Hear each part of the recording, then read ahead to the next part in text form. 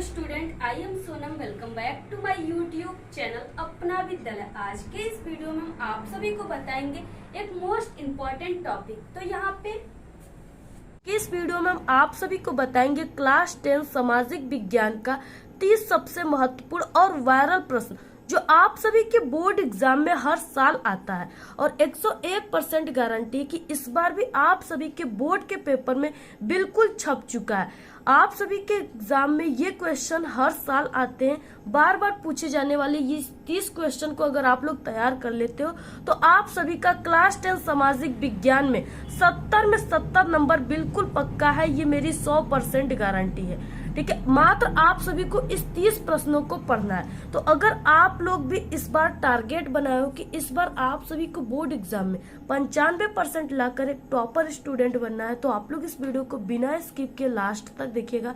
यहाँ पे जितने भी क्वेश्चन हम आपको बताएंगे, इससे बाहर एक भी क्वेश्चन आपके बोर्ड पेपर में नहीं आ सकते, ये मेरी गारंटी है। ये जितने भी क्वेश्चन है सभी very very most important question है और ये आपके बोर्ड एग्जाम में हर साल आता है। तो सबसे फर्स्ट और वेरी मोस्ट इम्पोर्टेंट जो क्वेश्चन है, ठीक है, वो पहला क्वेश्चन क्या है, फ्रांस की क्रांति कब शुरू हुई? ठीक है, उसका मुख्य कारण क्या था? तो यहाँ पे देखिए पहला जो क्वेश्चन है ये बहुत ही मोस्ट इम्पोर्टेंट क्वेश्चन है और हर साल ये क्वेश्चन आपके एग्जाम में आएंगे।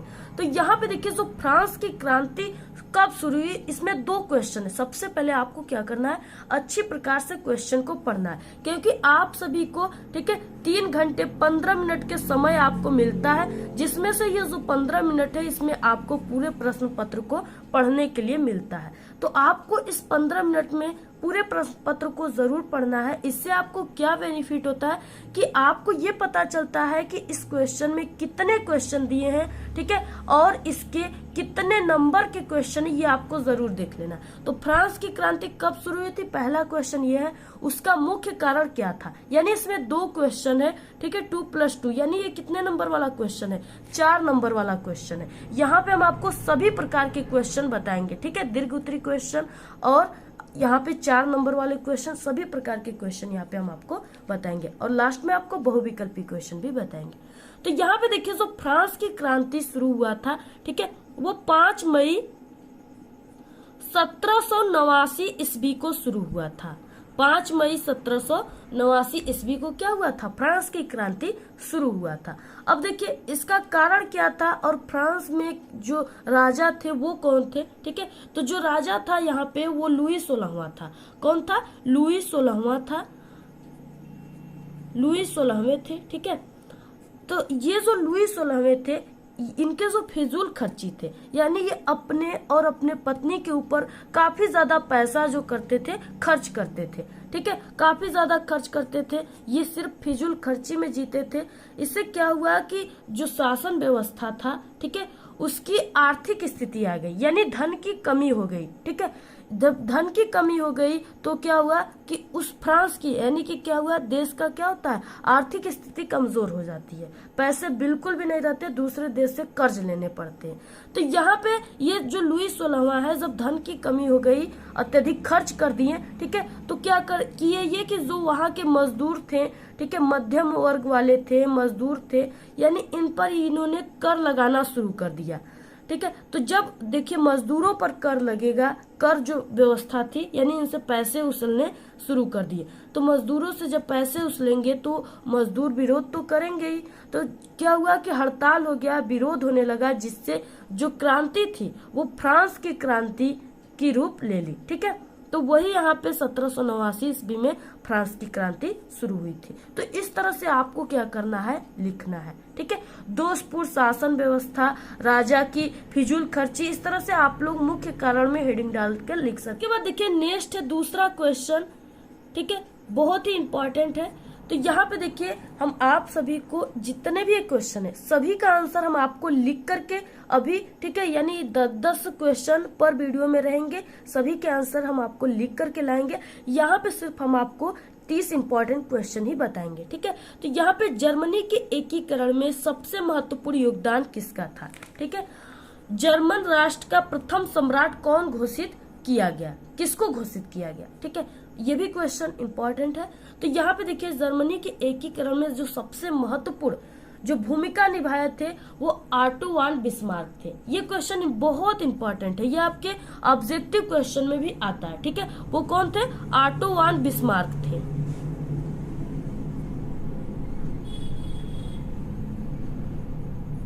इस तरह से आपको यहाँ पे ऑटो वॉन बिस्मार्क जो थे वो क्या थे? जर्मनी के एकीकरण में अपना सबसे महत्वपूर्ण योगदान दिए थे, भूमिका निभाए थे।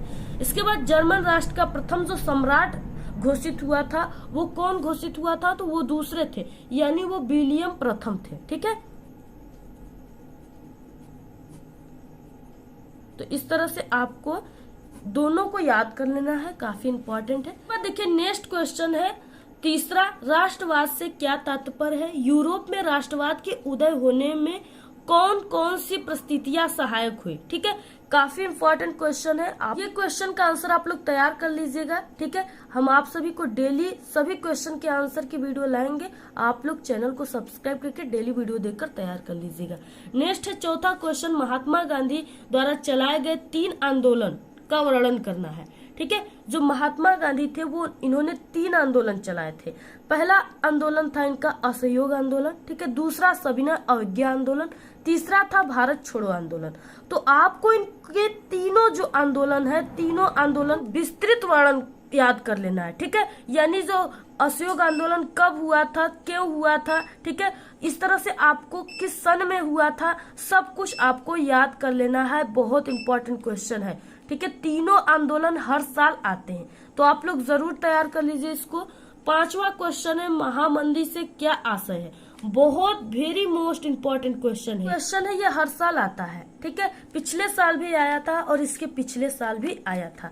तो यहाँ पे महामंदी से क्या आशय है और इसके मुख्य 2 कारणों को बताइए, इसके 2 प्रभाव भी लिखिए। ठीक है, इसमें 3 क्वेश्चन है, यानी ये 6 नंबर का क्वेश्चन है। कितने नंबर का? 6 नंबर का है। तो यहाँ पे देखिए जो महामंदी का शुरुआत हुआ था, ठीक है, वो कब हुआ था? तो वो 1929 ईस्वी में हुआ था। कब हुआ था? 1929। ये आपके बहुविकल्पी क्वेश्चन में भी आएगा, इसको तैयार कर लीजिएगा। और यहाँ पे देखिए जो महामंदी है इसका क्या आशय है? ठीक है, इसके कारण वगैरह क्या है? यहाँ पे देखिए महामंदी का आशय है कि गरीबी, ठीक है, यानी आर्थिक स्थिति देश का। तो यहाँ पे देखिए जो महामंदी हुआ था इसमें क्या था कि ज्यादा उत्पाद होते थे। ठीक है, यानी जो कृषि क्षेत्र में अत्यधिक इसका प्रभाव था। तो कृषि क्षेत्र में क्या था कि अत्यधिक उत्पादन होता था और उसको खरीदने वाले जो व्यापारी थे, ठीक है, यानी जो उसका डिमांड था वो बहुत ही कम थे। तो इससे क्या हुआ कि अब क्या हुआ, जब अधिक आपके पास अधिक उत्पादन हो रहा है और जो खरीदने वाले हैं वो कम है, तो क्या होता है कि जो उत्पादन होता है, जो सामान होते हैं, उसके जो रेट होते हैं, मूल्य होते हैं, उसमें गिरावट आ जाती है। ठीक है, तो इसी तरह इसमें क्या हुआ कि कृषि क्षेत्र में यानी अधिक उत्पादन के कारण जो कृषि उत्पादनों की कीमत है, ठीक है, उसमें गिरावट आ गई, यानी खरीदने वाले में अभाव आ गया।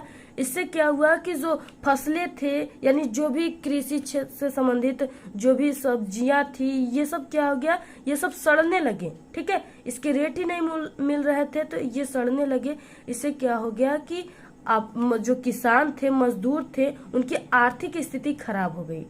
और क्या था कि पहले अमेरिका से कर्ज लिए थे, ठीक है, वो भी कर्ज नहीं चुका पाए और आर्थिक महामंदी आ गया, तो अमेरिका दोबारा कर्ज मांगने पर देने से भी इनकार कर दिया। ठीक है, क्योंकि जब आप आधा कर्ज नहीं चुका पाओगे तो दूसरा आपको कैसे कर्ज देगा। ठीक है, पहला कर्ज आप लोग चुकाओगे तब दूसरा आपको फिर से कर्ज देगा। तो यहाँ पे इस कारण से क्या हो गया कि देश की आर्थिक स्थिति बहुत ही खराब हो गई, गरीबी आ गई और यहाँ के जो मजदूर थे वो दूसरे देशों में, रूस, अमेरिका, ठीक है, फ्रांस, ये सब देशों में काम करने के लिए बाहर जाने लगे, पलायन करने लगे। ठीक है, तो यही है महामंदी का आशय कारण, यही सब आप सभी को लिखना है। नेक्स्ट क्वेश्चन है, विश्व अर्थव्यवस्था ने कैसे स्थान ग्रहण किया, इसमें तकनीकी का क्या योगदान है? बहुत इंपॉर्टेंट क्वेश्चन है, आप लोग इसको जल्दी से तैयार कर लीजिएगा सभी क्वेश्चन को, इससे बाहर एक भी क्वेश्चन आपके एग्जाम में नहीं आए। इसके बाद नेक्स्ट क्वेश्चन है 7, बांगर और खादर में अंतर बताइए। ठीक है, बांगर और खादर जो है ये एक प्रकार की मिट्टी है। ठीक है, और यहाँ पे देखिए ये जो बांगर होता है, ठीक है, यानी कि एक खेत से जब बाढ़ आता है तो एक खेत से मिट्टियां क्या होती है, बह करके दूसरे खेतों में या दूसरे स्थान पे चली जाती है। तो जहां से मिट्टियां उठ करके जाती हैं वो जगह बंजर हो जाता है। ठीक है, बंजर का मतलब वहां पे कुछ भी जो उत्पादन नहीं होता है। ठीक है, वहां पे अच्छी कृषि नहीं हो पाती है, खेती बाड़ी अच्छे से नहीं हो पाता है। ठीक है, उसमें अगर कोई भी बीज आप लोग बोते हो तो अच्छे तरीके से वो नहीं बढ़ता है। ठीक है, वहाँ की जो मिट्टियां हैं उसका जो अस्तित्व है वो खत्म हो चुका है। ठीक है, उसमें जितने भी तत्व होते हैं सब बह करके दूसरे जगह चले गए हैं पानी के साथ, बाढ़ के साथ।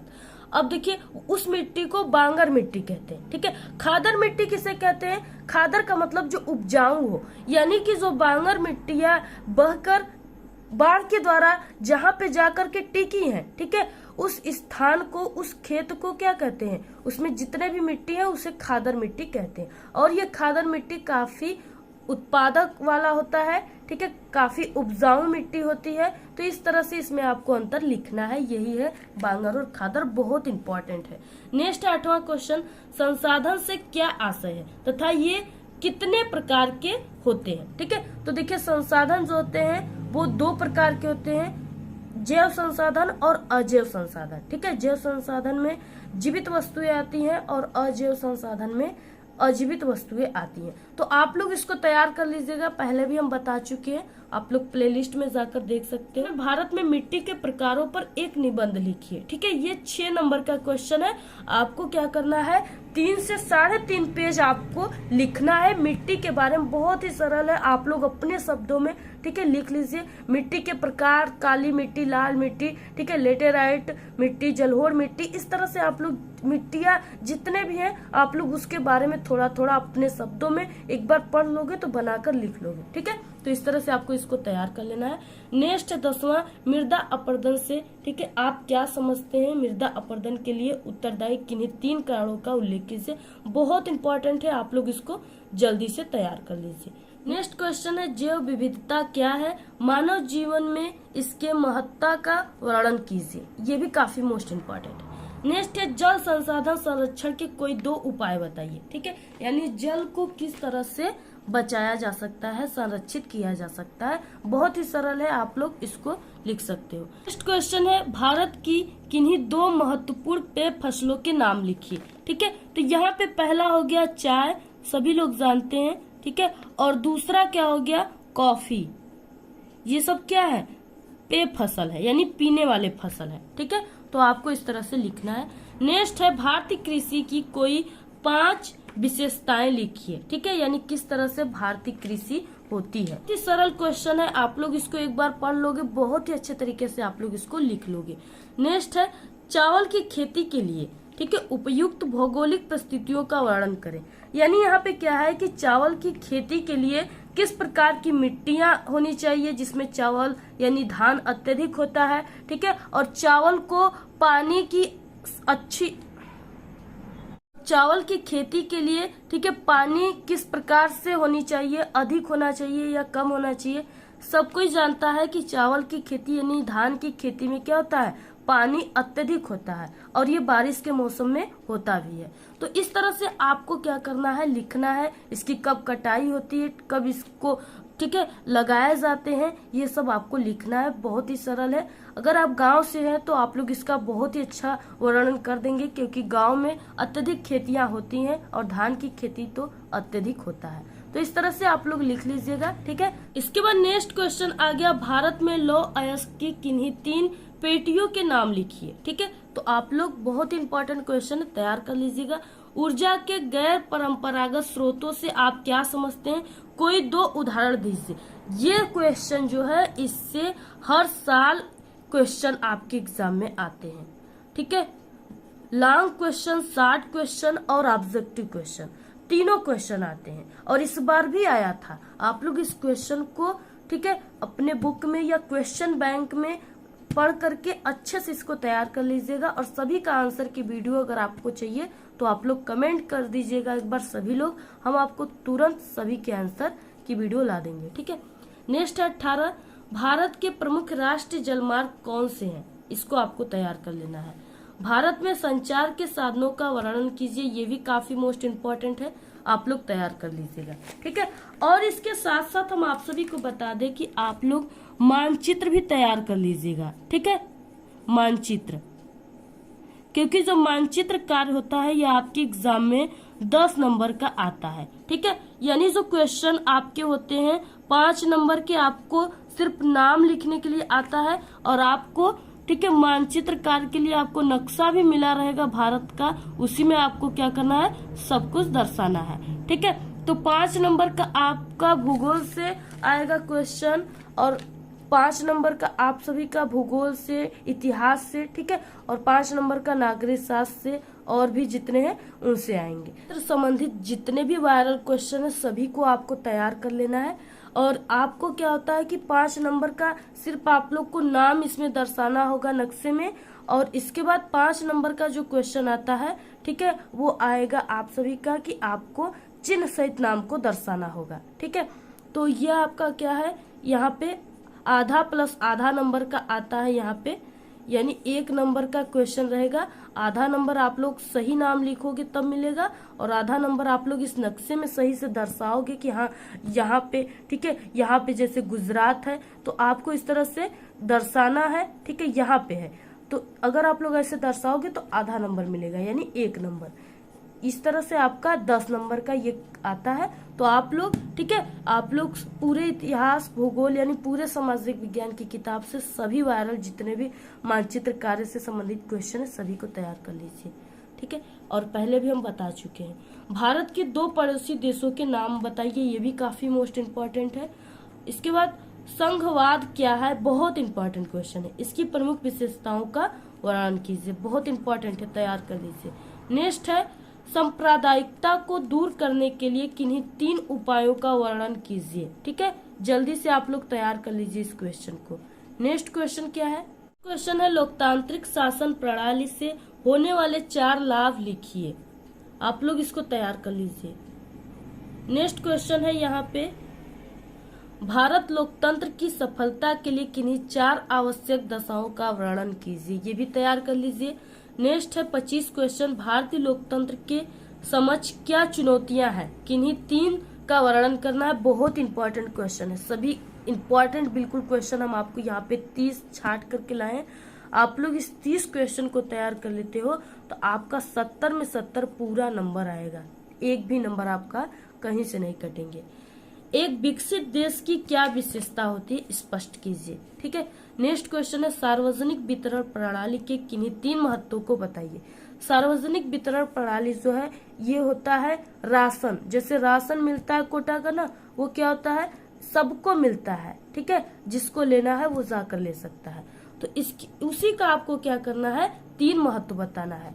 बहुत ही सरल है, क्योंकि सरकार के द्वारा जो वो चावल और गेहूं मिलते हैं राशन के द्वारा, यानी कोटा के द्वारा, सरकार के द्वारा, वो काफी सस्ते मिलते हैं, ठीक है, 2.5 और 3 रुपए शायद मिलते हैं। तो इस तरह से आपको उसी के बारे में लिखना है, उसी का महत्व किस प्रकार से गरीबों के लिए सहायक है, ठीक है, यही सब आपको लिखना है।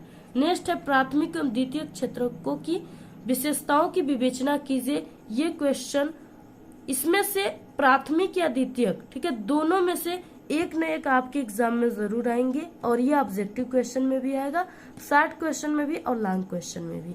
तो आप लोग इसको बिल्कुल रट लीजिए, तैयार कर लीजिए।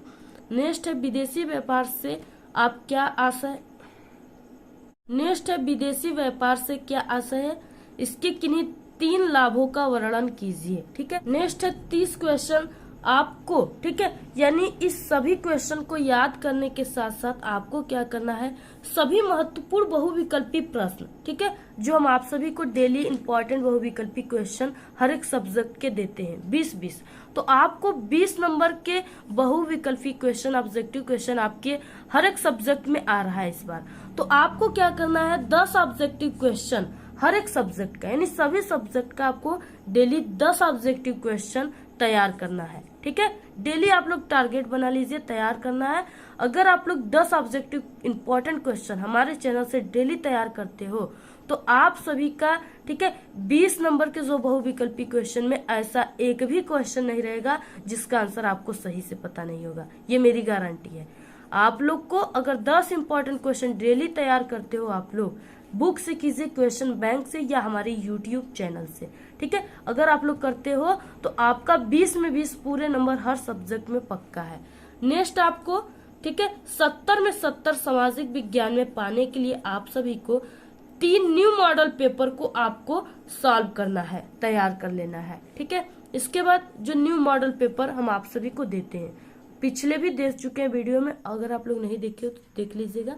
नेक्स्ट, पिछले 2 साल के पेपर को आपको तैयार करना है, यानी प्रीवियस ईयर्स पेपर को आपको तैयार कर लेना है, ठीक है। उसमें से आपका यानी 20 से 30 नंबर के क्वेश्चन सिर्फ आपके प्रीवियस ईयर्स पेपर से आते हैं, इसलिए आपको इसको तैयार करना बहुत जरूरी है।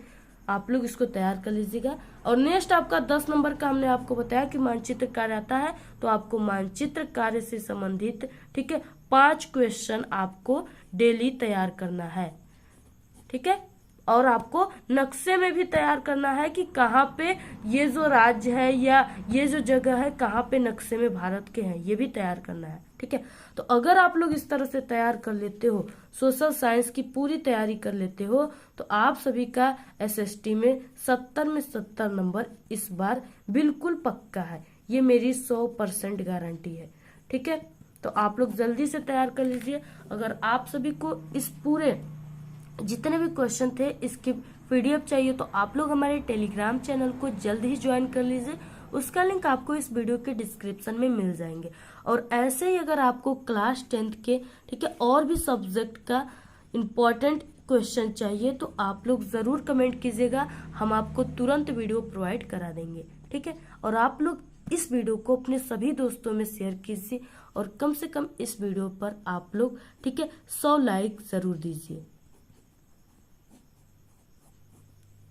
आज के इस वीडियो में सिर्फ इतना ही। आपको ये वीडियो कैसा लगा? अगर वीडियो पसंद आए तो एक बड़ा सा लाइक कर दे, चैनल पे नए तो सब्सक्राइब करके बेल आइकन को जरूर प्रेस कर दे। Thanks, all the very best, bye bye.